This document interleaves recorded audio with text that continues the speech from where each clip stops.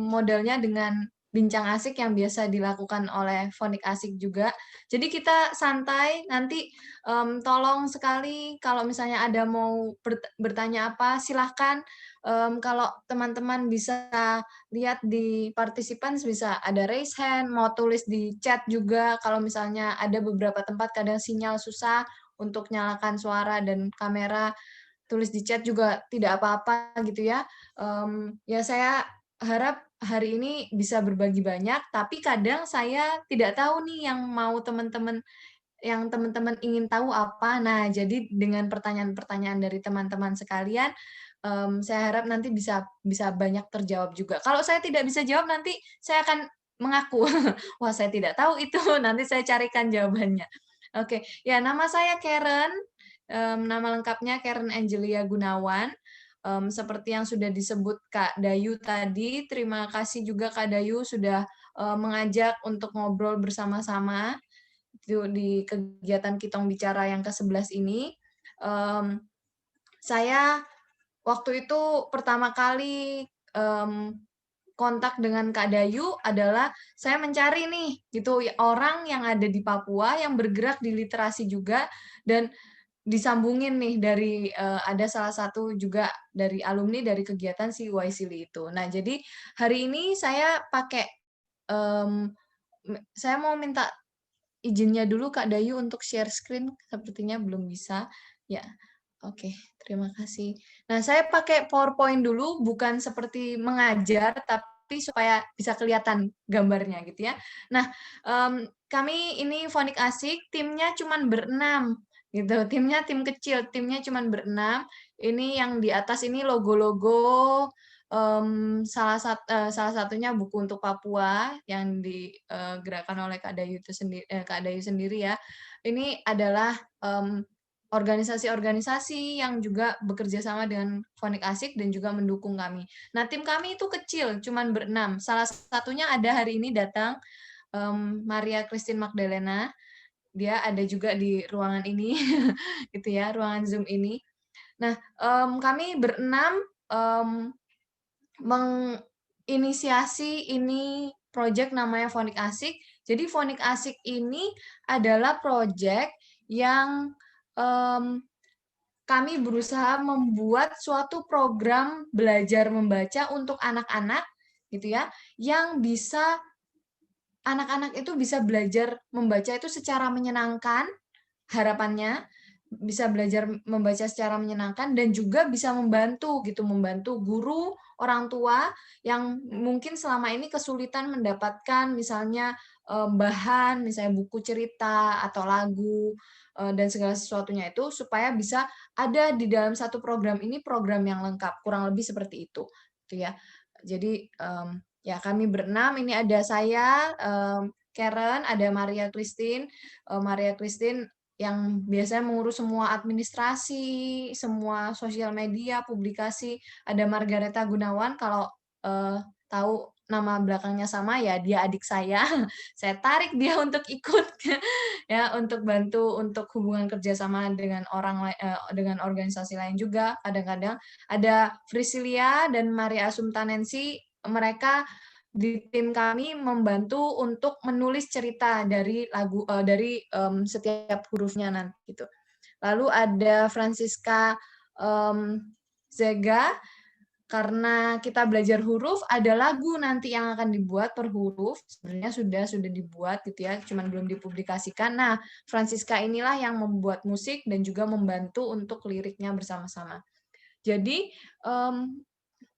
mungkin kalau ada teman-teman yang masih bingung apa sih fonik? Fonik itu kurang lebih kita belajar membaca menggunakan atau dimulai dengan mengenal bunyi huruf. Nah, contohnya saya kasih contoh dulu aja supaya ada gambaran ini fonik asik ngapain gitu ya. Misalnya waktu kita belajar membaca dulu waktu masih kecil, kita kan biasanya belajar A, B, C, D, E gitu ya, sampai Z. Terus nanti belajar digabung-gabung B-A, BA, B-U, BU, ada agak nggak enak bunyinya, gini aja, B-U, BU, K-U, KU gitu ya, buku, atau B-O, BO, L-A, LA, bola. Nah, tapi, sebenarnya yang kita pakai di situ BO, bo. Itu adalah nama hurufnya. Nama hurufnya B, O, L, A. Itu nama huruf. Kalau bunyi huruf itu B, O, E, A gitu. Jadi sebenarnya belajar menggunakan bunyi huruf itu akan lebih nyambung karena tidak ada huruf vokal tambahan, gitu ya. Saya berharap tidak terlalu membingungkan ya penjelasannya. Jadi misalnya bola itu ya bunyinya b, o, bo, a, la, bola, bukan bo, beo, la, ela. Jadi beoela gitu ya, kurang lebih. Nah, jadi fonik asik ini kami berusaha membuat yang rata-rata kalau di bahasa Inggris phonics itu sudah banyak dipakai, tapi di bahasa Indonesia masih jarang. Itu yang membuat kami, oh yuk kita bikin gitu. Ya kurang lebih seperti itu. Sebenarnya keinginan membuat fonik asik atau program phonics ini saya sudah kepikiran sekitar 7 tahun, tapi terkendala. Salah satu kendala utama adalah dana. Karena pasti ya kita kalau mau membuat suatu program, mau buat buku, mau buat lagu pasti butuh dana. Nah, ini nanti kaitannya dengan bagaimana si YC Seeds itu tadi bisa membantu kami merealisasikan gitu proyeknya. Nah, jadi untuk dalam satu program fonik asik nanti belajar membacanya anak-anak ini akan dengan lagu, ada gerakannya, ada posternya, ada buku cerita, ada huruf-huruf yang raba, kurang lebih seperti itu. Oke, jadi terus ada videonya. Ini contoh videonya. Kalau mau dibuka nanti silakan. Kami ada YouTube-nya. YouTube-nya cari aja fonik asik gitu. Nah, kalau contoh buku ini baru contoh. Nah, kami juga akan meminta bantuan nih dari Kak Dayu ya untuk soal buku itu nanti. Beberapa program fonik asik yang lain adalah bincang asik. Ini kami sudah melakukan beberapa gitu. Ini seperti kitong bicara, kurang lebih sama gitu. Kita membahas tentang beberapa isu tentang literasi atau belajar membaca atau pendidikan di Papua seperti itu. Nah, ini yang tadi disebut Kak Day. Kami juga akan melakukan pelatihan guru. Ini di awal 2021. Kalau tidak di akhir Januari, di awal Februari. Harapannya seperti itu. Nah, fonik asik ini untuk tahun ini dengan pendanaan yang kami dapat, kami memprioritaskan Papua dan Papua Barat memang, gitu ya. Jadi untuk tahun 2020, jadi pelatihan guru yang di awal 2021 itu termasuk rencana kerja yang 2020. Jadi fokusnya masih Papua dan Papua Barat. Jadi kalau tadi lihat ada sekitar 50 sekolah yang akan diajak latihan, lebih dari 50%-nya akan kami khusus peruntukan untuk yang di Papua dan Papua Barat. Nah, tapi ini masih diperuntukkan untuk sekolah-sekolah. Nah, jadi mungkin ada teman-teman di sini yang guru, yang pendidik juga, terutama yang TK dan SD kelas kecil ya, kelas 1, 2, bisa mungkin terus diikutin misalnya kalau punya Instagram bisa atau YouTube. Nanti kami akan tulis di situ waktu kami udah mulai membuka pendaftaran untuk pelatihan gurunya. Nah, pelatihan guru nanti dapat apa sih gitu. Jadi pelatihan gurunya itu karena sekali lagi kami didanai. Setelah ini saya akan jelaskan ya mungkin pendanaannya gimana. Jadi pelatihan gurunya itu akan gratis dan yang ikut pelatihannya akan diberi satu set pembelajarannya. Jadi dalam program ini kan tadi ada gitu ya, ada bukunya, jadi ada buku cerita, ada buku panduan guru, ada buku latihan murid, itu dengan alat peraga. Jadi alat peraganya ada huruf raba, ada poster, ada huruf-huruf kayu, itu semua jadi kayak satu set. Satu set yang akan diberikan secara gratis untuk peserta pelatihan guru itu, dari yang 50 sekolah itu. Seperti itu. Nah, kalau mungkin dari tadi saya jelaskan, oh ya kita melakukan ini, mau bagiin ini gratis, mau bagiin itu gratis. Padahal di awal saya sudah bilang ya, saya pengen sekali membuat ini program, sudah 7 tahun gitu kepikirannya. Mungkin ya inginnya sekali kayak sudah ada lebih banyak gambaran untuk melakukannya, ya sekitar 2 tahun ini, tapi tidak ada dananya. Nah, inilah di mana YC itu sangat membantu. Nah, ini, YC for the Future ini adalah kompetisi gitu ya. Jadi kompetisi yang pemenang-pemenangnya akan mendapatkan pendanaan untuk melakukan proyek gitu. Nah, pendanaannya ini oleh US Mission for ASEAN. Jadi yang dipilih bukan hanya dari Indonesia memang. Jadi ada sekitar 11 negara sekitar ASEAN yang juga termasuk di dalamnya Timur Timur, Papua Nugini juga masuk. 11 negara ini jadi dipilih. Kalau jumlah jadi kurang lebih seperti itu, kita mengajukan proposal gitu ya. Proposal nanti dipilih per negara dan pemenangnya akan didanai gitu ya. Nanti saya akan buka contoh webnya ya, web dari YCLI supaya teman-teman bisa kalau misalnya mau lihat-lihat lebih jelas ada di situ karena tidak mungkin saya jelaskan semua di sini. Tapi kurang lebih seperti ini. Jadi dalam satu ketika kita sudah kita sudah ikut kompetisinya dan terpilih gitu ya. Ini kita bicara kalau sudah terpilih dulu ya. Dana yang kita ajukan itu akan bisa maksudnya kita bisa mengajukan dana itu kurang lebih sekitar 6.000 sampai $15.000. Jadi mereka tidak menentukan yang kayak satu project dapatnya 6.000 enggak, tapi tergantung dari kita di awal itu mengajukannya berapa. Jadi mereka akan lihat itu perinciannya yang kita ajukan sesuai dengan proyek kita. Gitu ya. Ini hal-hal yang seperti ini saya berharap nanti teman-teman bisa tanya ya supaya lebih banyak yang bisa dijawab sesuai kebutuhan. Nah, proyeknya ini bisa di bidang civic engagement atau keterlibatan warga negara. Biasanya itu misalnya ada beberapa proyek itu yang membuat soal bagaimana kita meningkatkan awareness masyarakat untuk ikut dalam bukan mensukseskan partai politik ya, bukan, tapi seperti lebih melek kepada politik, lebih melek kepada misalnya hak asasi semacam itu. Terus ada juga pembangunan berkelanjutan, ada yang pendidikan dan juga pertumbuhan ekonomi. Jadi proyeknya itu di sekitar 4 bidang ini. Ada yang misalnya pembangunan berkelanjutan itu bisa tentang lingkungan juga, misalnya yang kayak ada misalnya energi terbarukan semacam itu bisa. Gitu. Nah, ini yang perlu dicatat. Sebenarnya yang untuk tahun ini ditutupnya hari ini. Jadi nggak bisa kalau teman-teman langsung bikin sekarang mungkin ya. Tapi ini merupakan waktu yang tepat gitu. Masih kalau misalnya ada teman-teman yang tertarik ingin ikut, ada waktu nih 1 tahun untuk persiapan supaya yang teman-teman siapkan sudah matang. Jadi waktu nanti mereka buka untuk kompetisinya, teman-teman sudah matang dengan konsep dari proyeknya gitu.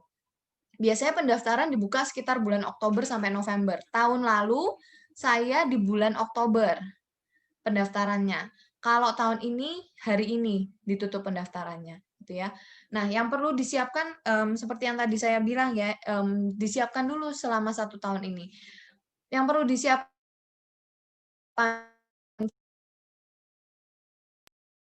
juga mereka akan lebih tertarik untuk memilih proyek yang bukan cuma 1 kali aja nih jalannya, tapi misalnya kita mau bikin proyek gitu ya.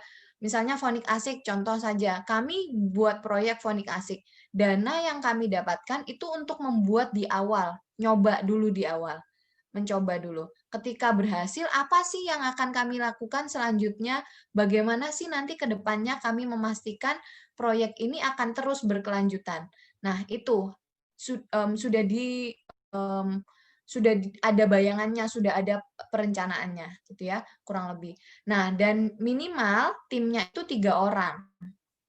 Dan ketiga-tiganya ini umurnya di rentang 18 sampai 35 tahun. Karena YSEALI sendiri kepanjangannya Young Southeast Asian Leaders Initiative. Jadi bukan berarti 36 itu tidak muda lagi, tapi mereka hanya menggunakan pembatasan umur saja gitu ya.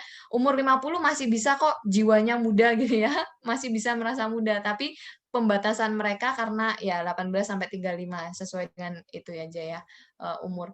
Nah, gitu. Tapi timnya itu yang umur 18 sampai 35 itu tim intinya. Tim di luar itu kalau misalnya mau ada yang lebih volunteer gitu ya, volunteernya ada yang lebih dari 35 tahun itu boleh. Nah, ini yang terpilih di tahun 2020.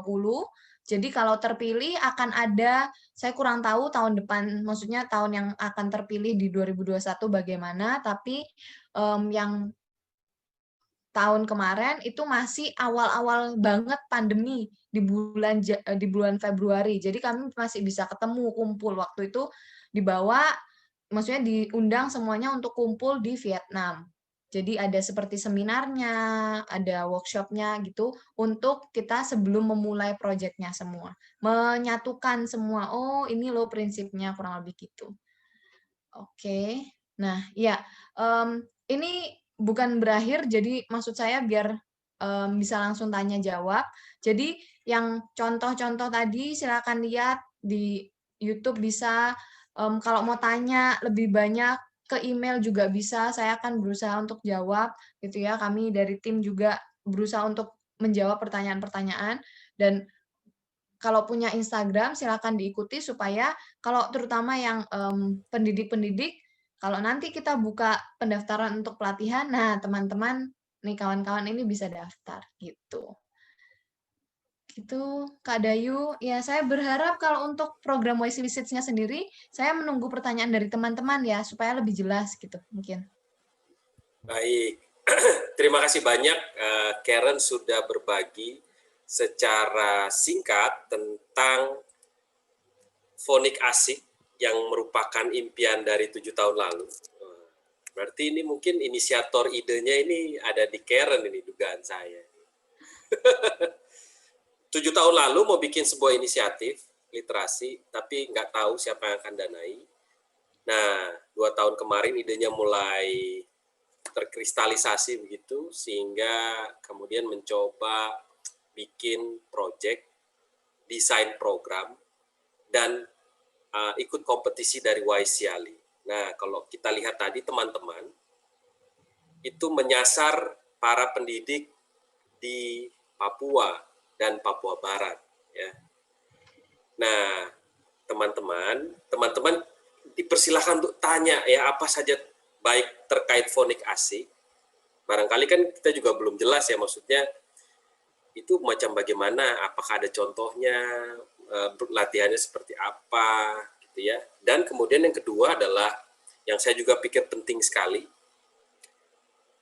YSEALI Seeds for the Future ini penting juga kita tahu lebih dalam karena saya pikir anak-anak muda di berbagai kota di Papua perlu mencoba akses kompetisi seperti ini. Gitu. Boleh teman-teman silahkan kalau ada yang mau tanya langsung saja tanya jawab. Ya, dipersilahkan. Ada yang mau bertanya? Kita persilahkan. Kalau saya sih nggak mau bertanya, mau minta aja. Oke, Karen. Oh, salah. Ada bukunya nggak? Silakan teman. Bukunya belum jadi. Iya, bukunya belum jadi. Teman-teman kalau mau bertanya, dipersilahkan langsung, mumpung ada Karen. Karen ini masih kuliah ya? Enggak Kak, saya sudah bekerja. Oh, sudah bekerja. Kalau timnya Saya masih... guru. Oke, timnya masih ada yang kuliah? Rata-rata kami kan berenam, 5 diantaranya kami semua guru sebenarnya dari alma mater yang sama. Yang satu adik saya, dia sedang menyelesaikan S2-nya gitu. Baik. Nah, teman-teman, ini boleh juga diinfokan kuliahnya di mana? Tidak apa-apa. Oh ya, saya kuliah, kami semua berlima ini lulusan dari Universitas Pelita Harapan di Tangerang juga. Ya, saya kurang lebih sudah ada di Tangerang ini tahun ke-9 saya gitu ya, merantau ke Tangerang. Baik, baik. Gitu. Nah, Karen, Karen ini kan guru ya? Iya, Berarti benar. dari Fakultas Keguruan ya? Iya. Ya, jadi latar belakang Karen adalah dari Fakultas Keguruan, makanya ada metode fonik. Artinya tahu tentang metode membaca menyenangkan melalui mengenal bunyi. Ada yang mau ditanyakan teman-teman? Silakan.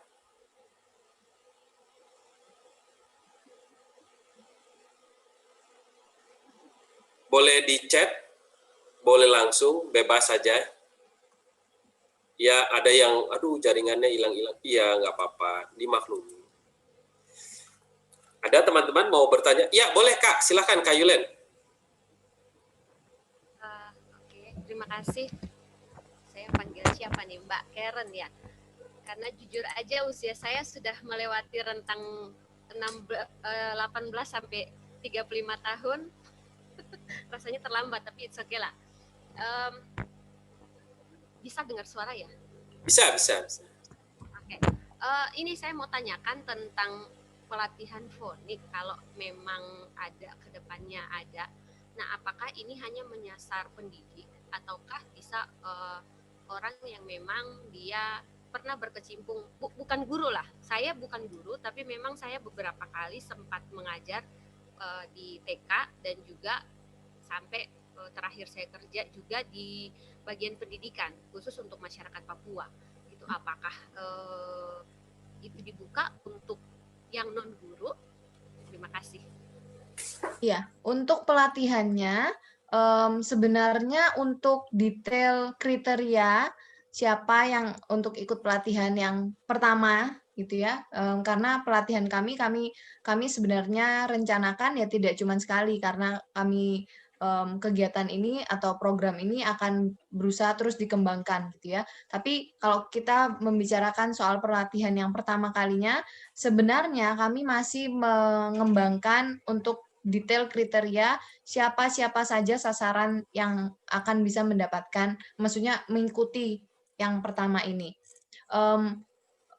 Tapi masukan yang bagus mungkin ya kita akan coba pertimbangkan, karena inti dari kriteria yang kami cari sebenarnya adalah orang atau institusi yang bisa menggunakan itu untuk kepentingan banyak orang, begitu.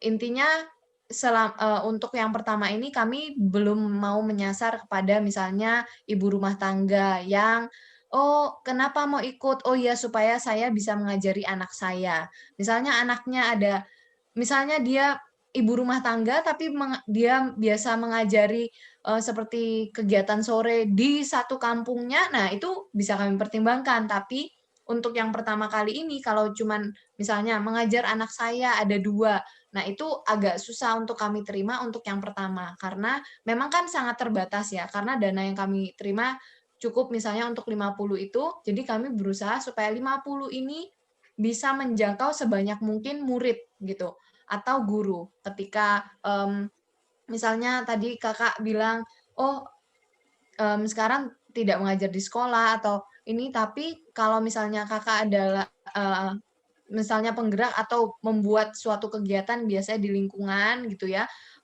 banyak anak-anak yang bisa diajarkan bersama-sama, itu sebenarnya sudah mencakup dari kriteria yang kami cari. Kami cuman berharap supaya ini program bisa menjadi manfaat untuk banyak orang, itu sih. Jadi untuk detail kriterianya, ditunggu ya, Kak. Di-follow Instagram-nya, nanti kami post-nya soalnya di situ. Kami masih susah untuk membuat sosial media yang lain, kalau misalnya banyak yang pakai Facebook juga, ya kami masih susah untuk mengkoordinasi banyak sosial media, jadi kami sekarang masih YouTube dan Instagram, gitu. Terima kasih, Kak, ini Terima, pertanyaan dan terima kasih masukannya. banyak Karen. Nanti kalau butuh masukan peserta siapa, saya berkenan berbagi juga. Oh, iya. Iya. Karena di Papua ini ya, ya ada penggerak, ada mereka yang mendampingi di masyarakat. Tapi itu nanti kita diskusi ya. Nah, mungkin pertanyaan saya ini saya juga tertarik. Ini nanti pelatihannya itu daring apa luring ya ini? Iya. Nah, jadi sebenarnya mungkin saya ini dulu kali ya. Kenapa saya dan tim memilih Papua. Ya memang kalau misalnya dibilang inisiasi dari saya ya mungkin bisa dibilang seperti itu, tapi terutama ini yang ada di sini Maria, dialah salah satu orang atau ya satu-satunya orang yang saya ajakin dari awal gitu ya, dari kita masih mikirin belum ada uangnya, nah dia sudah ada di dalam proses itu gitu. Kami sempat berpikir beberapa tempat, apakah di sini, apakah di situ, apakah di sini, apakah di situ. Sampai akhirnya kami memutuskan untuk mengajukan, kita buat di Papua dulu deh untuk tahun ini, gitu ya.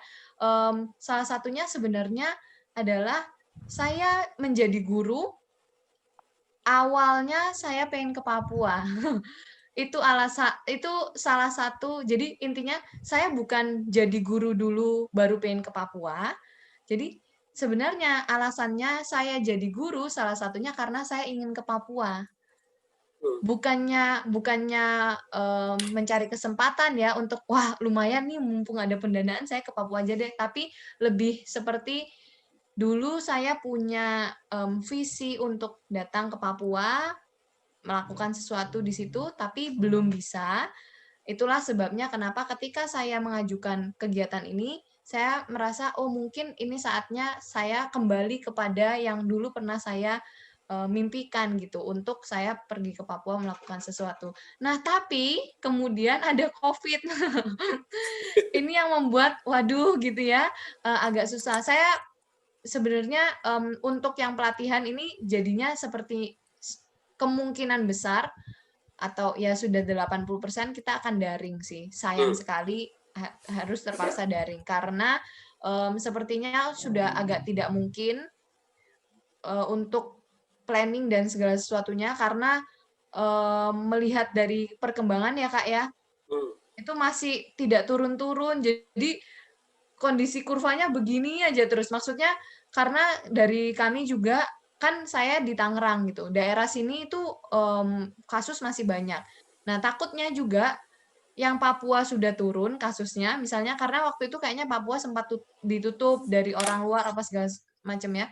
Takutnya Ya, kami yang dari sini yang bawa-bawa nih mau virusnya. Jadi penyakit kayak, nih, nah iya itu dia. mau Jadi saya penyakit. akhirnya kami di tim kami bilang udah deh sepertinya tidak bisa. Itu kenapa akhirnya kami memutuskan daring sih. Cuman kami berusaha kalau ada tetap itu ada dalam plan kami. Kalau ketika ada kesempatan untuk kami visit, datang ke sana untuk melihat gitu ya, dan langsung visit langsung mengunjungi implementasinya itu akan sangat baik sekali gitu Kak. Baik. Jadi singkat kata, mudah-mudahan begini, Karen. Ini diskusi aja ya. Mudah-mudahan kalau daring bisa dapat atau punya kuota peserta lebih banyak. Sebenarnya Kak, kalau untuk orang yang bisa ikut, Itu bisa kalau siapa daring aja itu ya. bisa siapa aja. Nah, Tapi kendalanya ketika kita paketnya training, itu nah nggak pakai alatnya itu juga bingung susah juga. ya. Iya, itu dia gitu. Kecuali begini, nanti pesertanya berkenan berbagi ya, asik. Nah, Jadi iya bisa. berdua berbagi. Misalkan Langsung saya bareng-bareng ya. saya dengan Kak Yulen, tapi ini kejauhan. Kak Yulen di Timika, saya di Timika. Ini Sorong. cari yang Sorong Kak, kayaknya ada Kak. Ini ada juga, ini ada Bu Guru lagi senyum-senyum ini di Sorong Selatan ini. Ini bisa jadi target peserta ini. Mumpung bisa kenalan sama inisiatornya, segera bertanya ini Kakak Yuli. Ayo. Nanti biar diingat. Siap. Gitu. Ada pertanyaan lagi teman-teman? Silakan.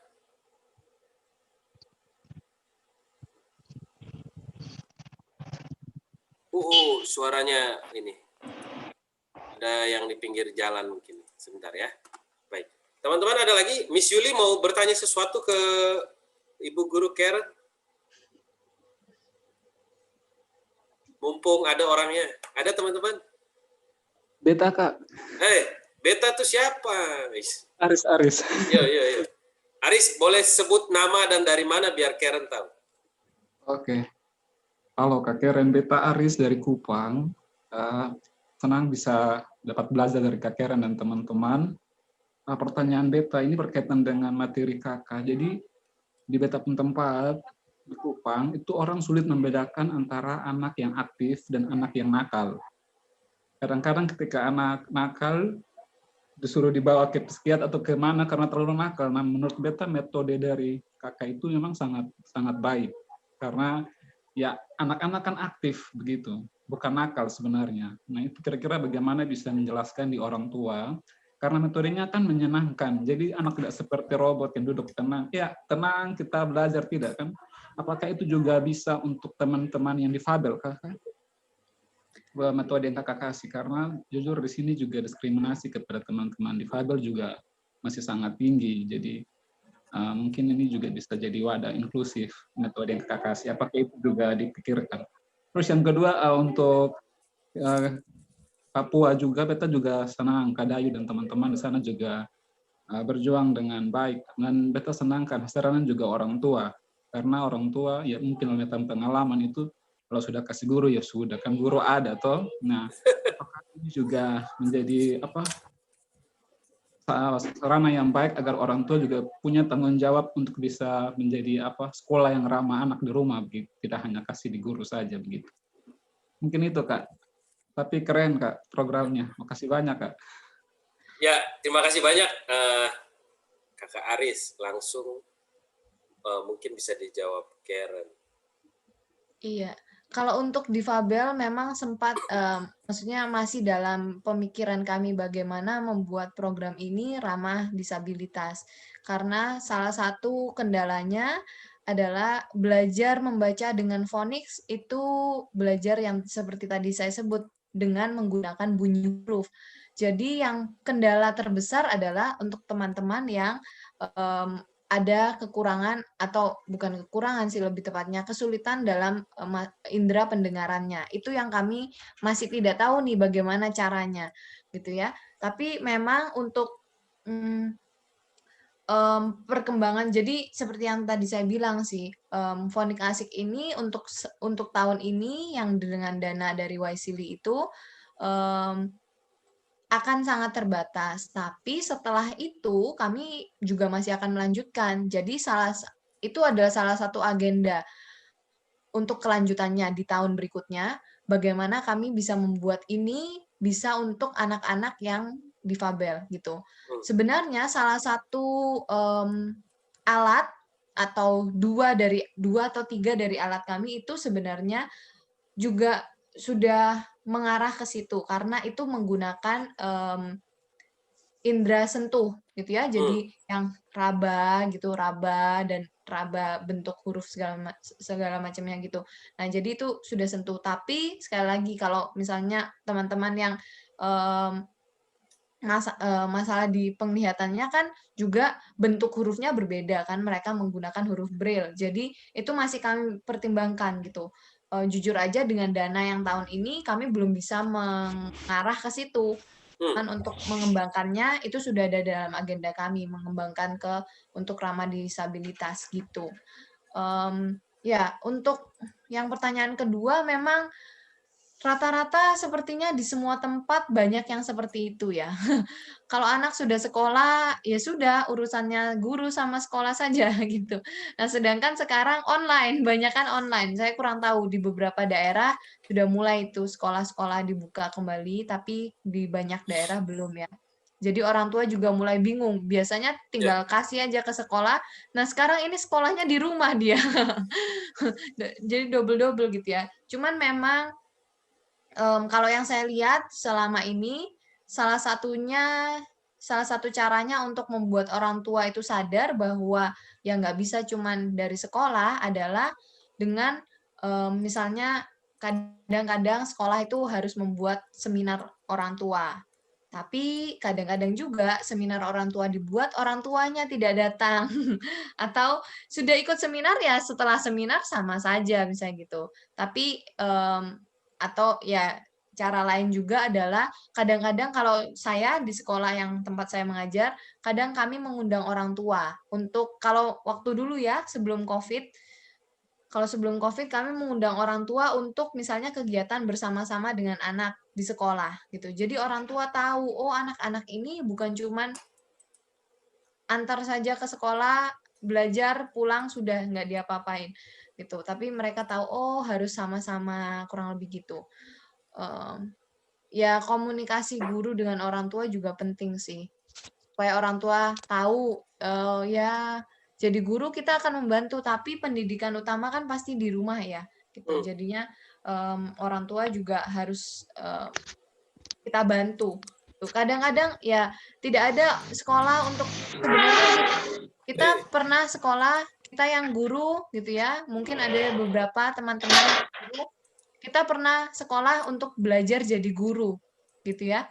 Tapi orang tua ini sepertinya tidak ada yang pernah ke sekolah untuk belajar jadi orang tua yang sekolah formal gitu ya, untuk belajar bagaimana jadi bapak, bagaimana jadi ibu. Jadi sebenarnya itu proses belajar juga untuk mereka. Jadi ya kita harap maklum juga ya. Kita kita sebagai guru juga ya sambil maklum, sambil membantu juga gitu. Supaya guru dan orang tua ini nggak berantem gitu. Nanti yang guru protes juga, kok orang tua begitu, yang orang tua protes. Nah, lebih baik kerjasama saja daripada berantem-berantem. Terima kasih banyak, Karen. Halo, halo, halo, halo. Suara saya kedengeran ya? Tes, tes, 1, 2. Ini sinyalnya nggak bagus ya, soal. Halo? Halo, halo? Halo, suara saya kedengeran? Kedengeran, Kak. Oke, ini tadi sempat hilang ya. Hilang, oke. Ini menarik juga ya terkait dengan isu disabilitas atau difabilitas ya, inklusif gitu ya, yang inklusif. Mungkin kalau menurut saya bagus juga dibikin jadi program, tadi Karen sudah cerita ya, program lanjutan. Kalau terkait sekolah ini menarik juga ya, maksudnya melibatkan guru, melibatkan orang tua. Saya jadi ingat, ini teman-teman saya nambahin sedikit sebenarnya, diskusi. Saya sempat ikut diskusi gitu ya, jadi ada yang bilang, kalau dulu tuh kan sekolah sebenarnya kan waktu luang di mana anak itu kemudian diajak ke orang bijaksana untuk belajar gitu ya, sebenarnya waktu luang digunakan untuk itu. Tapi seiring waktu karena sibuk dan yang lainnya, kemudian muncullah istilah sekolah begitu. Nah, cuman yang menarik sebenarnya kan ini ya, percepatan begitu terjadi pandemi, yang dulunya orang tua punya peran utama menjadi pendidik bagi anak-anak, kemudian transaksi kemudian pindah ke sekolah, begitu terjadi pandemi, ini kan sebenarnya semacam sentilan bahwa iya, tanggung jawab itu tuh harusnya tetap ada di rumah ya, bukan di sekolah gitu kan. Selama ini kan kita terlena aja, oh di sekolah. Nah, begitu pandemi dan kita sebagai orang tua harus mengelola itu, kita baru sadar bahwa ternyata insting saja menurut saya tidak cukup ya. Jadi insting kepada anak yang sayang gitu ya, itu tidak cukup. Kita harus mau untuk tahu ya bagaimana mendidik anak dengan baik. Mungkin itu juga jadi penting sekali. Sekarang ini di mana sekolah itu dalam tanda kutip juga melenakan kita ya, Karen. Kalau menurut saya melenakan orang tua. Tidak boleh sebenarnya, ini jadi dua belah pihak penting sekali. Nah, teman-teman boleh bertanya, mudah-mudahan Kakak Aris terjawab ya tadi jawaban Karen. Kalau saya juga mau bertanya gini, mantap, ya Karen. Mantap. Iya, Kakak Aris bikin project lah, itu cobain Wisely. Nah, Karen, saya mau tanya ini. Ini kan Karen ini bikin belajar huruf harus menyenangkan. Pertanyaan saya, memangnya kenapa harus menyenangkan? Kenapa? Mungkin pertanyaannya saya kembalikan ke teman-teman kali. Adakah teman-teman yang mau melakukan sesuatu ketika itu menyiksa gitu, menyiksa lalu aduh seperti paksaan gitu? Kalau disuruh pilih, saya rasa pasti hampir semua orang, ya kenapa saya bilang hampir semua orang, karena kadang ada aja yang milih susahnya gitu ya, tapi rasanya hampir semua orang pasti akan memilih sesuatu yang lebih menyenangkan. Dan apalagi karena target ini adalah yang akan kita ajarin itu anak-anak kecil gitu. Jadi kita ada di negara yang untuk membaca, untuk kalau kita bilang soal berpikir kritis semuanya, terus orang bilang, oh kita harus banyak baca buku. jujur saja baca buku itu kalau misalnya sudah dewasa, bukunya kan tidak bergambar ya, huruf semua. Tapi kalau masih kecil ada gambarnya. Karena untuk menarik dulu nih, menarik perhatiannya supaya anak-anak sudah suka membaca buku, ketika itu jadinya tulisan semua, mereka pun suka dan bisa menggunakan imajinasinya. Tapi awal-awalnya waktu kecil pasti akan dibantu gambar, dibantu mungkin ya warna-warni apa segala macam gitu ya.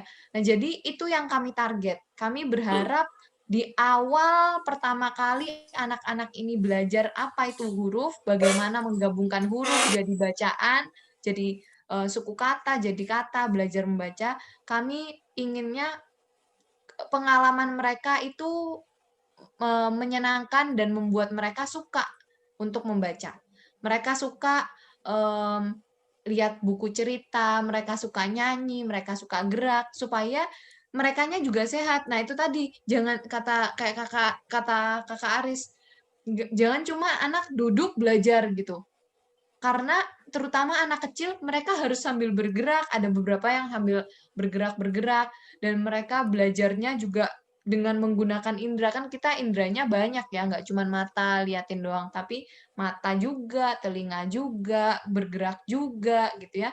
Jadi kami berharap bukan cuma pengalaman belajar mereka menyenangkan, tapi juga karena misalnya ini dipakai di satu sekolah atau di satu kelas, anak-anak yang di dalam itu kan bermacam-macam ya, Kak, beda-beda. Jadi kami berharap dengan kombinasi dari material-material atau alat yang digunakan, ini misalnya ada yang suka lagu, dia juga suka. Ada yang suka cerita, dia juga suka. Ada yang suka bergerak-bergerak, dia juga bisa suka gitu. Nggak cuman kita membantu kalangan atau kelompok khusus aja di dalam satu kelas itu. Kurang lebih gitu. Jadi kami ya tujuan kami satu itu, mereka sejak awal pengalaman awal mereka dengan melihat huruf dan belajar membaca itu sudah menyenangkan gitu. Baik. Jadi dengan menyenangkan dia mau melakukan ya. Jadi kalau teman-teman, saya ingat kemarin kan kita baru juga sharing gitu ya webinar. Itu pertemuan dengan buku harus menyenangkan. Nah, kalau Karen dan kawan-kawan lakukan ini, bahkan pertemuan dengan huruf itu sudah harus menyenangkan. Nah, ini teman-teman bisa bayangkan apa yang terjadi di sekolah-sekolah kita ya. Iya, mungkin juga diawali dengan dulu pertemuan saya dengan huruf kurang menyenangkan kali ya, Kak. Jadi tapi mungkin karena kalau saya tipenya saya agak ada visual dan dengarnya. Jadi maksudnya saya agak terbantu, tapi saya akhirnya mengerti, oh ternyata beberapa teman saya yang kesulitan karena merekanya sukanya belajar sambil bergerak. Sedangkan dulu waktu saya TK, saya itu sepanjang hari duduk gitu, hampir sepanjang hari kecuali jam istirahat saja. Padahal itu TK gitu ya. Sedangkan seharusnya anak TK bergeraknya lebih banyak gitu, nggak cuma duduk di bangku tiap hari keluarkan buku, tulis begitu saja gitu. Jadi ya akhirnya itu mungkin ya yang membuat saya kepikiran untuk wah kasihan juga gitu ya. Jangan jangan kita yang sudah dewasa-dewasa mungkin nerimalah dulu mau gimana lagi gitu, tapi jangan sampai begitu terus tidak berkembang kan gitu, Kak. Baik. Teman-teman, silakan ada yang mau bertanya lagi dipersilakan. Boleh banget kita sambil. Oh, boleh Kak, silakan. Ini cair aja, jadi bebas tanya.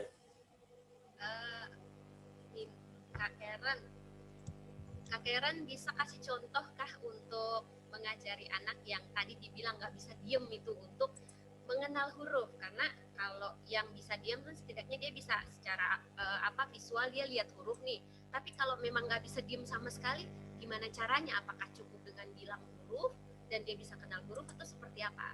Mohon tipsnya. Contoh ya. Ya, ini saya bocorkan aja nih salah satu lagunya. Nah, jadi salah satu dari kalau di Fonik Asik, Karen, ya. kalau bocoran jangan 1, 5 gitu bocoran. Soalnya yang baru muncul di YouTube satu itu doang Kak, yang lainnya masih proses. Nah, ini misalnya gini, salah satu cara yang akan kami pakai adalah kan dengan lagu. Nah, lagunya itu juga nggak yang begini, duduk terus ini. Nah, sebenarnya kayak kalau mereka mau berdiri boleh, cuman kalau misalnya kita sekarang mau duduk nggak apa-apa ya. Misalnya contoh ya, oh belajar huruf A, gitu ya. Huruf A buah apa? Nah ini kami gini ya, jadi semua huruf itu kami berusaha ramah untuk semua orang di berbagai daerah. Jadi ada beberapa yang jadi sebenarnya kami ambil itu Matoa dari Papua ada di salah satu lagu kami. Tapi nggak semuanya kami ambil dari Papua. Ada juga yang banyak dilihat anak-anak yang ada di mungkin di Jawa atau di pulau-pulau lain gitu. Nah, untuk A kami contohnya akan ada gambarnya apel warna merah. Nah, nanti akan ada lagunya. Oke, kita nyanyi ya lagunya. Jadi lagunya. Jadi kalau anaknya itu mau sambil jalan-jalan juga jujur saja kalau buat saya, kalau sekali lagi ini buat saya ya, beda guru beda kadang. Murid saya kalau mau jalan-jalan saya nggak apa-apa. Karena banyak murid saya, mereka jalan-jalan itu sepanjang saya nyanyi gitu ya. Nanti tapi dia yang paling hafal dibanding temannya yang duduk gitu. Karena dia sambil jalan dia dengar saja, ikut-ikut aja gitu. Nah, lagunya gini. Jadi apel kalau pegang apel ini saya kasih apel satu-satu ya. Jadi dipegang gini, terus kita gigit. Ya. Gigit nih dimakan. Oke, pura-puranya makan. Jadi lagunya nanti gini. Apel merah, a a a a a. Apel merah, a a a. Adik makan apel merahnya. Apel merah, a a a. Nah, itu lagu. Jadi kalau mereka mau sambil lari nggak apa-apa, pokoknya mereka ikut. Nah, itu membantu untuk anak yang suka dengar, tapi ada gambar apelnya, yang lihat juga bisa. Nah, anak yang suka bergerak, bergeraklah aja sambil begini-begini, nggak apa-apa. Nah, tapi biasanya saya juga misalnya gini, saya ada huruf, kan nanti akan pakai huruf ya, huruf kayu atau poster hurufnya. Misalnya ini di dalam satu kelas gitu ya, saya taruh itu kumpulan huruf di sebelah sana, di sisi kanan. Saya taruh poster huruf di sisi kiri misalnya. Gitu ya. Terus nanti saya bilang, misalnya Kakak Yulen dan Kakak Yuli misalnya. Oke, Kakak Yulen ambil ke yang huruf, Kakak Yuli ambil di yang poster ya, yang bunyinya A, A, A. Jadi Kakak Yulen lari, ambil huruf A yang mana ya, kasih ke ibu guru gitu. Kakak Yuli ambil posternya yang A yang mana? Oh, cari poster yang ada huruf A, ada gambar apelnya. Karena mereka dengan begitu mereka bisa bergerak, nggak cuman duduk saja gitu. Jadi, tapi memang kadang-kadang mereka juga harus diajarkan untuk tahu ada masanya, ada waktunya untuk tetap harus ikut duduk gitu. Ada waktunya untuk duduk karena nanti kan mereka kalau untuk naik ke kelas 1, ke kelas 2, 3 terus waktu duduknya akan lebih lama. Cuman ditambah sedikit-sedikit gitu. Waktunya mereka boleh bergerak, biarkan mereka boleh bergerak. Waktunya mereka diminta duduk, kasih pengertian, oh ini waktunya duduk. Nanti ada lagi waktunya untuk lari-lari gitu. Kurang lebih begitu Kak. Semoga menjawab ya. Ya, terima kasih banyak Karen. Ini terkait bagaimana anak kecil ya, terutama anak-anak TK ya yang tidak bisa, ya masih penuh dengan energi yang besar ya untuk berlarian ke sana kemari. Yang pasti gurunya harus sabar ya. Dan gurunya harus ikut bergerak, Kak. Jadi itu yang pasti gurunya harus sabar. Karena kalau gurunya tidak sabar, waduh, berbahaya sekali. Iya. Ya, ya karena ini ya bisa jadi juga ini pendekatan. Saya nggak tahu, tapi saya dengar-dengar tentang disiplin positif. Apakah Karen tahu? Kalau tahu, berbagi sedikit dengan kita. Kenapa disiplin positif jadi penting? Iya, disiplin positif itu kurang lebih cara kita mendisiplin anak dengan maksudnya tindakan kita, kata-kata yang kita pakai itu yang positif. Misalnya, sebenarnya bukan cuma untuk disiplin positif saja, tapi contohnya gini, anak-anak itu akan mendengar biasanya kata terakhir dari kalimat kita. Misalnya di satu kelas ada anak yang suka pukul. Nah, kalau jadi orang tua atau jadi guru, kita bilang, tidak boleh ya pukul-pukul, yang dia ingat itu pukul-pukulnya. Nah, jadi dia pukul aja terus gitu. Dia nggak ingat dengan tidaknya, karena yang terakhir aja, tidak boleh pukul-pukul, pukul-pukul yang dia ingat. Nah, positif, kalimat positifnya biasanya saya bilang, "Oh, harus," karena di sekolah saya pakainya bahasa Inggris, jadi saya bilangnya gentle, gentle, atau mungkin kalau di, bahasa Indonesia agak susah ya, lembut kan gitu ini, tapi misalnya, "Oh, yang baik sama temennya, yang baik," gitu. Atau, "Oh, kalau misalnya ada temennya," misalnya ada anak di kelas suka lari-lari, sedangkan mungkin ruang kelasnya, lebih sempit. Kan ada beberapa sekolah yang kita ruang kelas tidak terlalu luas ya, jadi anak kalau lari-lari bisa nabrak sini, nabrak sana. Jadi daripada kita bilang, "Tidak boleh lari-lari," nah lebih baik kita bilang, "Kita jalan ya, kalau di kelas kita jalan seperti ini," lalu kita contohkan. Nah, disiplin positif kurang lebih seperti itu. Jadi kalau anak melakukan sebuah kesalahan, itu bukan dengan misalnya dipukul langsung atau, langsung dimarah-marahin aja, tapi lebih ke misalnya, sebenarnya gini, kalau saya ya Kak, jujur saja, kalau saya itu ada beberapa anak yang memang perlu itu, perlu misalnya, dipinggirkan dulu dari keramaian gitu ya. Tapi ada juga anak-anak yang perlu misalnya diingatkan, "Oh, disiplin positif itu biasanya di waktu dia melakukan sebuah hal yang positif itu kita highlight, kita, apa ya, kita tunjukkan, kita, "Oh, wah bagus ya duduknya ini si siapa, si Kak Dayu, Kak Maria, Kak Amro ini bagus ya duduknya," gitu. Daripada kita manggilin yang lagi lari-lari. Nah, waktu anak-anak yang lagi lari-larian itu dengar, "Wah, ini ada teman saya lagi dipuji nih ya, lagi duduknya manis gitu dipuji." Nah, mereka tanpa kita panggil mereka akan datang, mereka juga mau dipuji. Nah, waktu mereka duduk, "Wah, bagus ya," misalnya, "Wah, bagus ya, sekarang sudah duduk," gitu. Jadi bukan menekankan pada tindakan jeleknya mereka atau tindakan salahnya mereka, tapi pada tindakan baiknya, gitu. Kurang lebih gitu. Kalau mungkin ada teman-teman yang juga familiar dengan disiplin positif, bisa mungkin di ini dibagikan ditambahkan. dibagikan Mhm. kisahnya. Mungkin ada yang pernah dalam suasana mendidik anak atau di sekolah begitu ya, melihat pengalaman ada disiplin positif, karena ini menarik banget ya. Maksudnya kadang kalau kita lihat anak-anak kecil yang lari-lari di kelas tuh kan, atau pada saat kita ajar kan mungkin ada yang pendekatannya malah marah-marah gitu ya. Tapi kalau yang ini dia sebaliknya. Jadi tidak memarahi tapi menggunakan pendekatan atau pilihan kata-kata yang positif. Atau juga cara ini Kak, sebenarnya yang kita hindari adalah kita menghukum mereka waktu kita juga sedang emosi. Hmm, Itu kadang-kadang hukumannya jadi tidak sama. Hari ini saya lagi senang, jadi waktu anak-anak itu pukul-pukul temennya, saya cuman bilang, nggak boleh begitu ya." Tapi besok saya lagi kesel nih, pagi-pagi saya hmm, udah kesel, misalnya saya naik motor ke sekolah, ada yang nyerempet. Jadi saya di sekolah udah kesel misalnya. Jadi waktu ada yang pukul-pukul lagi, kali ini saya marahin misalnya gitu.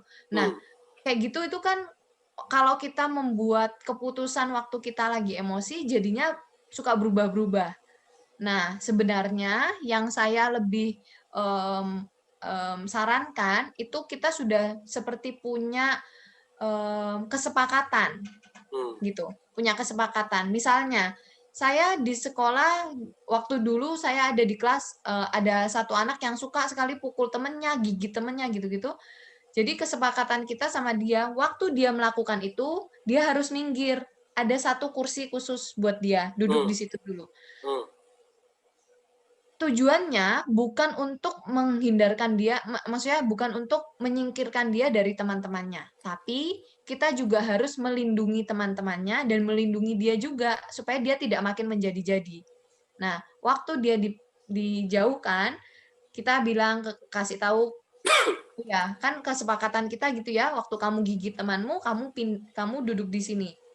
Jadi waktu kamu duduk di sini, kamu bisa tenang. Kadang karena ada anak-anak yang kalau terlalu semangat gitu, Kak, jadi dia tidak berniat menyakiti temannya, tapi karena Terlalu lagi bersemangat hype ya. aja, udah lari, gigit sana atau pukul sini. Nah, jadi itu kita kasih dia waktu juga untuk apa ya, lebih tenang sedikit, energinya dikeluarin dulu, tenang. Nah, jadi kesepakatan-kesepakatan seperti itu yang saya rasa, sebenarnya baik gitu ya, Hmm, supaya sebagai guru atau orang tua pun di rumah kita tidak menghukum anak berdasarkan perasaan kita saat itu aja, gitu. Anak-anak apa, terus tiba-tiba hari ini kita pukul, besok nggak kita pukul. Anaknya bingung, kok kemarin saya melakukan kesalahan A, saya dipukul. Hari ini kesalahan saya sama A, tapi saya nggak diapa-apain. Gitu kan membuat anak juga hmm. jadinya bingung, Kak. Jadi sebenarnya melakukan A itu salah atau enggak ya gitu. Nah, jadi dengan kesepakatan saya rasa itu lebih baik. Dan kalau kesepakatan gitu anak yang sudah mulai besar pun juga bisa gitu kan. Kan lebih bisa diajak diskusi juga ya anak kalau udah besar. Baik, terima kasih banyak Karen. Oke teman-teman, kalau ada pertanyaan terkait fonik asik dan lomba dan kompetisi yang YC-Ali boleh. Kalau ada boleh ya, bisa di kolom chat ya. Kalau saya mau tanya dulu nih Karen. Iya, Karen, Kak. waktu lomba YC-Ali itu bagaimana itu? Lombanya seperti apa ya? Maksudnya kalian bikin proposal atau online kah? Terus bagaimana? Susah Iya. kah? Nah, jadi sebenarnya iya, saya berharap sih sebenarnya ini waktu waktu saya share posternya Kak di Instagram, itu yang dari bagian staf di kedutaannya bilang, "Ayo ya Karen ajakin supaya banyak nih orang-orang dari Papua yang daftar," gitu. Mereka semangat sekali supaya banyak. Nah, karena keinginan dari tujuan dari mereka itu Kak, mereka ingin mengajak anak-anak muda yang punya nih mau Hmm. melakukan A, mau melakukan B, tapi terkendala. Ya saya tadi sudah bilang, terkendala nggak ada dananya. Atau kadang-kadang kan juga kita mikir ya, kita mau melakukan tapi kalau nggak ada dananya susah, nggak ada yang dukung juga. Nah, kalau kita ikut dan terpilih, mereka bukan cuman kasih uang terus pokoknya kamu lakukan tanggung jawab, nggak gitu, Kak. Mereka itu juga ada mentoringnya. Jadi Hmm. sepanjang perjalanan selama kurang lebih 9 bulan melakukan program di bawah pendanaan mereka, kita itu kalau kesulitan, kita itu bisa minta tolong. Misalnya, kita bingung menentukan ini, kita mau gimana. Apalagi misalnya tahun ini ya Kak, kan COVID. Tiba-tiba kan Hmm. COVID langsung semuanya batal tuh kan kurang lebih kan gitu. Maksudnya yang kegiatan onsite-nya jadi pada batal. Itu kita bisa tanya, kamu ada masukan nggak ya kita mesti gimana gitu. Nah ini saya tunjukkan dulu web mereka ya. Sorry ini. Nah, ini web mereka. Apakah bisa Ya, terlihat? bisa, bisa, bisa. Ini saya tutup deh. Membuat. Oke. Nah, ini web mereka. Kalau mau dicatat, ya silakan dicatat itu culturalvistas.org. Nanti bisa dibuka di situ untuk YC Licites atau YC Licites for the Future itu bisa. Nah, nanti mereka itu akan ada seperti ini, Kak. Call for applications. Nah, ini kan tadi saya bilang ya yang untuk tahun ini hari ini nih tutupnya gitu. Nah, untuk yang 2022 akan ada nih sekitar Juli atau September gitu udah mulai ada di sini.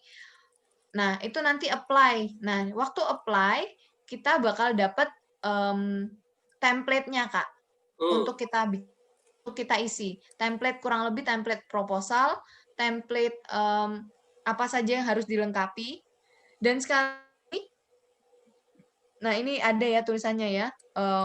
All main team members itu yang saya tadi bilang, yang 3 orang itu saja yang harus 18 sampai 35. Jadi, Kakak Yulen, kalau Kakak sudah melewati 35, Kakak cari orang yang mau menjadi main team members ini. Kakak dorong aja itu 3 orang ya. Kakak sebagai orang keempatnya gitu ya. Hmm. Tidak termasuk dalam 3. Tidak apa-apa gitu. Yang yang di luar dari 3 orang itu boleh gitu. Kadang kan memang proyek harus ada misalnya yang nasehatin juga gitu ya, atau yang lebih senior lah ya. profesional dalam bidang itu, ya seperti itu. Tadi Dan itu areanya apa aja, Karen? Maaf, ini kan pendidikan. ini, Kalau isunya ya, Karen kan pendidikan ya. ya benar. Pendidikan, ekonomi bisa Kak. Jadi misalnya gini, saya kasih contoh-contoh yang mungkin Program yang menang ya. ya, misalnya contoh yang buat tahun ini yang di Indonesia. Yang di Indonesia itu ada kami, Fonik Asik, ada juga yang membuat program pelatihan kerja.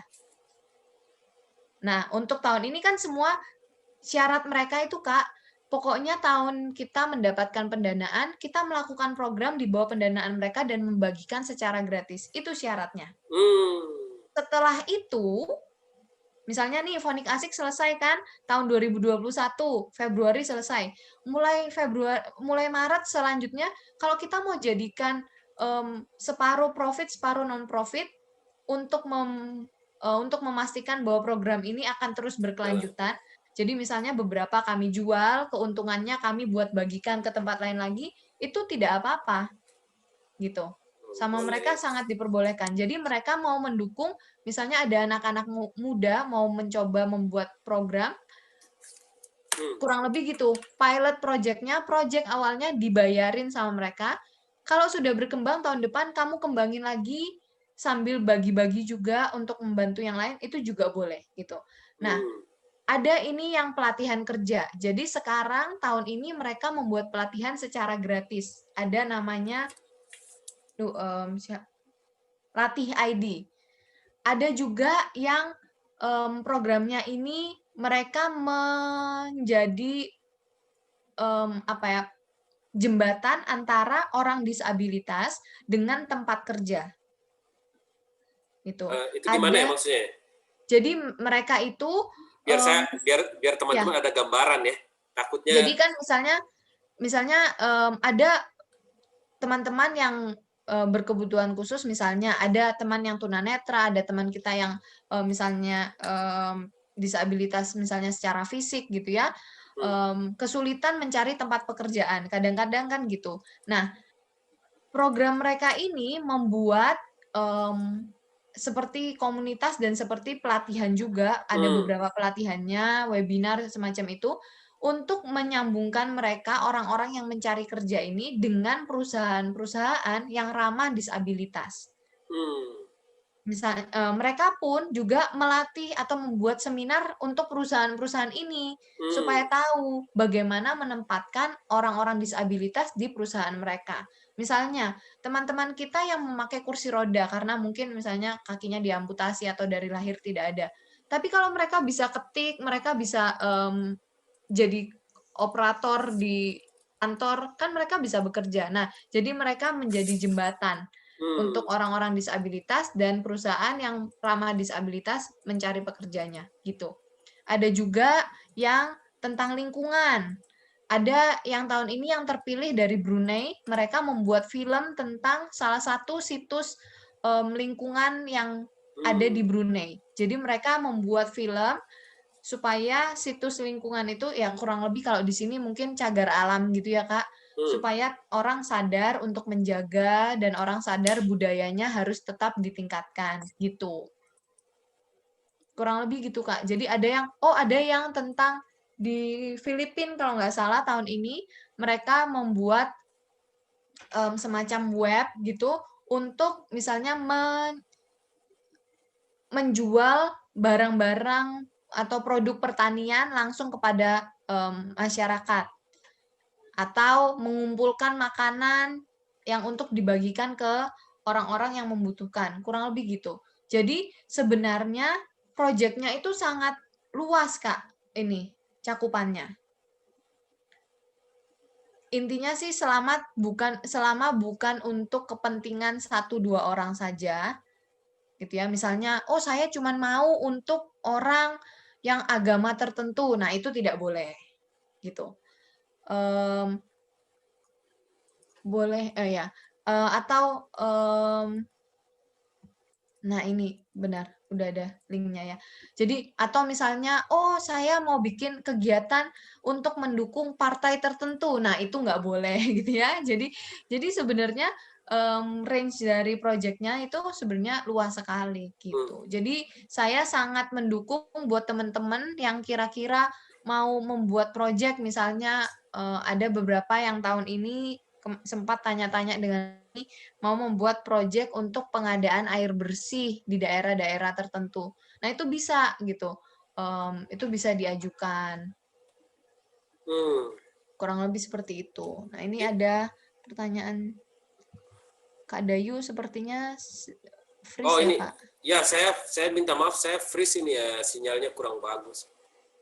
Tes 1 2. Duh, nggak bagus ya. Tes 1 2. Halo teman-teman.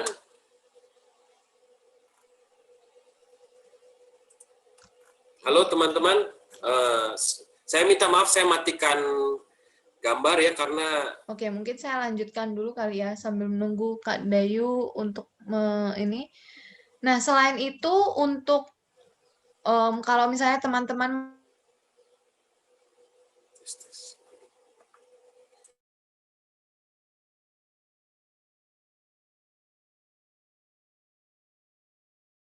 dana dan segala macamnya, mereka juga menyediakan webinar.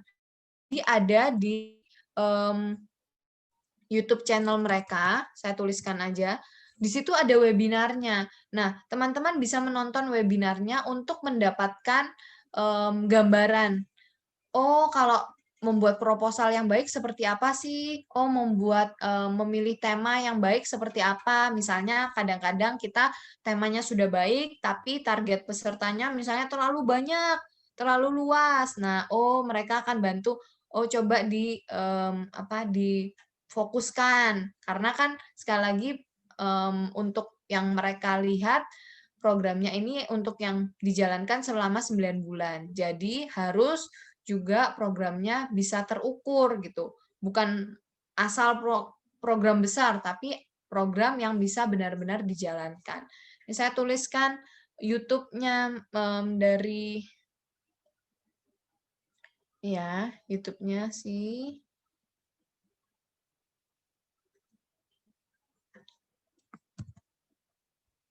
Oke. Saya tuliskan di sini YouTube-nya. Nah, itu ada playlist-nya dari webinar-webinar yang mereka lakukan supaya bisa membantu teman-teman dalam mengajukan proposal gitu. Ya, Kak Dayu, apakah sudah ada di situ? Mungkin teman-teman ada lagi pertanyaan, teman-teman?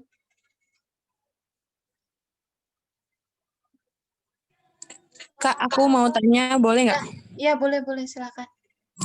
Ya, jadi mungkin pertanyaan dari aku, ketika kakak dapat proyek ini dari pemerintah Amerika, kan? Nah, kemudian apakah dari proyek ini atau program yang diberikan ketika misalnya ketika kakak dan tim kakak itu lolos, apakah dari pemerintah Amerika itu ada feedback-nya ke pemerintah Amerika atau mereka hanya sebatas membimbing kayak mentoring yang kakak katakan tadi? Oh, jadi maksudnya kita harus itu ya? Benar? Iya, atau kayak ada punya feedback, kayak ada timbal balik ke mereka, ke pemerintahan Amerika. Oh, ya. Jadi enggak sih. Maksudnya gini, selayaknya kita, jadi kan misalnya kita sudah terpilih, lalu kita dapat dana. Selayaknya orang yang dikasih uang, dan ini kan dananya tidak kecil, $6.000 Amerika. Kalau sekarang ada yang bisa bantu saya, $6.000 Amerika itu berapa ya sekarang ya? 80-an juta. 80-an juta ya. Oh, hai Kak Dayu. Oke. Maaf, dia tadi nggak bagus ya sinyal. Nggak apa-apa, Pak. Kak. Jadi sekitar 80-an juta sampai ya berarti ya. Ya, selayaknya misalnya gini deh. siapa ya? Oh, Yuni ya, yang tadi tanya. Yuni misalnya Yuni kasih saya uang 85 juta. Wah, terima kasih gitu ya. Atau ya 85 juta itu yang paling sedikitnya ya. Pasti si pemberi uang ini, si pemberi dana ini mau uang itu dipakai dengan salah satu buktinya adalah kita bikin laporan pertanggungjawaban. Jadi tiap bulan kita akan kirim laporan pertanggungjawaban dan juga update. Wah, proyek saya lagi kesulitan di ini. Tapi kita sudah berhasil melakukan ini. Begitu kita kirim, nanti mereka akan, oh yang sudah berhasil di media sosial mereka, ikut dipromosikan. Yang kesulitan nanti mereka bantu kita, gimana ya cara menyelesaikannya, gitu. Tapi mereka misalnya Phonik Asik kan membuat produk ya, membuat program. Mereka tidak akan mengambil program kita. Jadi apa yang kita buat itu tidak akan diambil sama mereka. Itu dikasihkan ke kita untuk kita lanjut.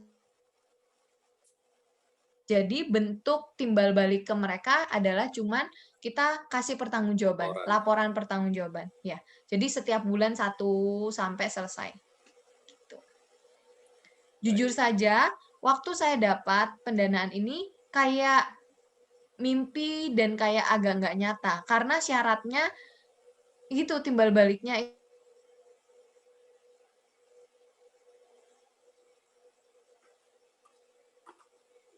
membagikan itu ke orang-orang secara gratis. Wah, itu buat saya itu sangat menyenangkan ya, kayak saya membayangkan setelah ini dibuat dan saya bisa dengan tim bagi ke teman-teman secara gratis melakukan pelatihan, dibayarin lagi kan. Kita cuma tinggal membuat laporan pertanggungjawaban. Setelah selesai pendanaan, kita boleh melanjutkan lagi.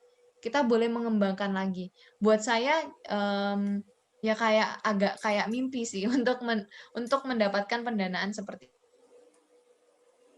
Ada dari teman-teman yang mau mencoba gitu di tahun depan gitu ya, mau mencoba untuk lihat yang sekarang saya mungkin bisa sarankan, lihat ke sekitar. Apa sih yang diperlukan oleh lingkungan sekitar kita? Misalnya dukungan untuk memajukan ekonomi, gitu ya. Apakah soal hal-hal lain gitu?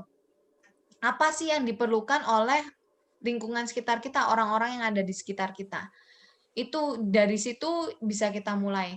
Lalu atau apa sih yang kita sendiri semangat untuk melakukan, passionate gitu, passion kita, oh kita suka melakukan apa yang kira-kira bisa menjawab kebutuhan itu. Nah itu yang disambungkan, itulah yang bisa jadi proyek kita yang terdekat gitu, kurang lebih.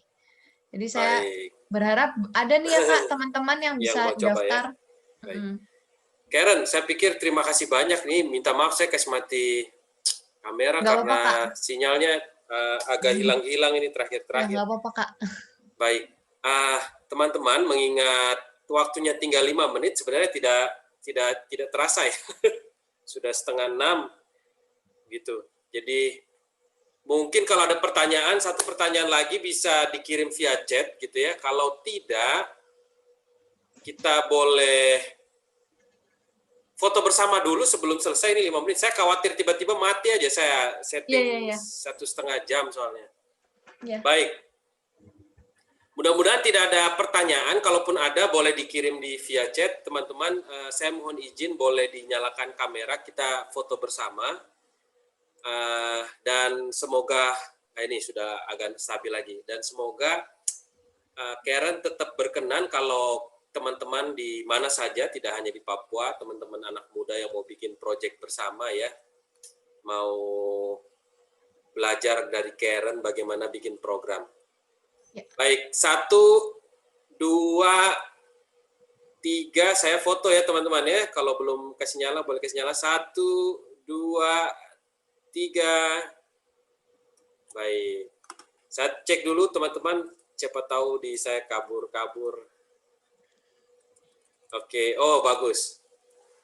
Teman-teman, kurang lebih begitu teman-teman ya. Nah, Karen, kira-kira ada statement terakhir buat teman-teman ini terkait Phonik Asik dan ikut lomba Waisyali, closing statement, silakan. Ya, kalau untuk Phonik Asik kami berharap teman-teman bisa ikutin ya, kami di sosial media bisa lihat perkembangannya. Kami juga sebenarnya mohon doanya karena memang COVID membuat ada banyak hal terkendala kadang-kadang, tapi kami ingin sekali supaya bisa cepat selesai ini programnya, supaya kita bisa cepat undang teman-teman untuk ikut pelatihan. Jadi saya untuk Phonik Asik, saya mohon dukungannya dan juga saya berharap ada teman-teman yang dari pendidik bisa ikut pelatihannya.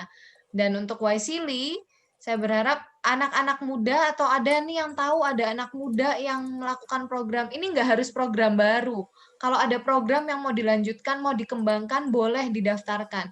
Jadi saya berharap ada lebih banyak anak-anak muda yang tidak takut untuk mencoba, gitu ya. Coba saja. Siapa tahu ini jalannya untuk memajukan, lebih lagi memajukan sekitar kita. Manado, ada di NTT semuanya, supaya kita melakukan sesuatu lah untuk lingkungan kita, untuk orang.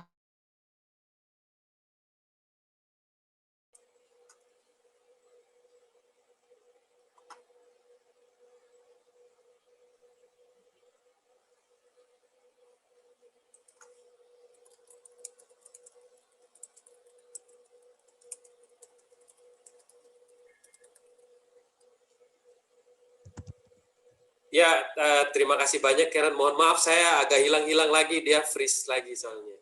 Oh, apa, Kak? Ya, teman-teman, terima kasih banyak sudah berkenan ikut kegiatan di sore hari ini. Semoga dapat sesuatu, minimal dapat informasi bahwa akan ada pelatihan untuk guru-guru. Mudah-mudahan juga tidak hanya untuk guru, ya, yang bisa diikuti karena nanti secara online, supaya anak-anak kita, adik-adik kita itu kalau belajar membaca, bisa dari mengenal huruf sudah menyenangkan dan kita tahu caranya. Karena kalau tidak tahu, kita main sikat saja, jadi salah lagi. Gitu ya. Semoga teman-teman berkenan. Terima kasih banyak Karen dan Maria yang sudah berkenan ikut hadir di sore hari ini. Terima kasih atas waktunya. Teman-teman, saya persilahkan untuk bisa ini ya, nanti daripada tiba-tiba hilang sendiri, dia mati sendiri. Teman-teman, kami persilahkan untuk bisa keluar. Kalau masih mau ngobrol 1-2 menit, silahkan ya. Mungkin mau dada-dada dan yang lainnya. Saya minta maaf, saya kasih mati video karena ini agak hilang-hilang dia. Terima kasih banyak teman-teman. Terima kasih banyak Karen. Terima kasih Kak Dayu, terima kasih teman-teman Terima kasih Kak Karen, semuanya. Kak Dayu, makasih. Ya, kalau ada pertanyaan silakan dikirim ke email